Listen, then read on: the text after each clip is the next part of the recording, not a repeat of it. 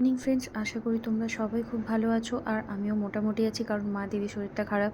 আগের দিন বলেছিলাম যে আমরা ডক্টরের কাছে যাব, আমরা মণিপাল হসপিটালে দেখাই কলকাতায়। তো ওখানেই যাচ্ছিলাম সকাল সকাল লোকাল ট্রেনে, কারণ অনেকগুলো ট্রেন ক্যান্সেল ছিল, তাই রিজার্ভেশন করাতে পারিনি। আমাদের অনেক তাড়াতাড়ি যাওয়ার ছিল। আর আমার বোনপো আমাকে বসে বসে দেখছিল।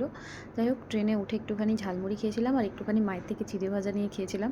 আর ভেজিটেবিল চপ নিয়েছিলাম। এগুলো সবগুলোই শেয়ার করে খেয়েছি, ভেবো না যে আমি একা একা খেয়েছি। তারপর নদীটা দেখতে দেখতে যাচ্ছিলাম, ওর মধ্যে দেখলাম কয়েকটা নৌকো ছিল, বেশ ভালোই লাগছিল। নেমে একটুখানি ছেঁড়া পরোটা খেয়েছিলাম, আর একটুখানি পেয়ারাও কিনেছিলাম, ওটা হসপিটালে গিয়ে খেয়েছিলাম।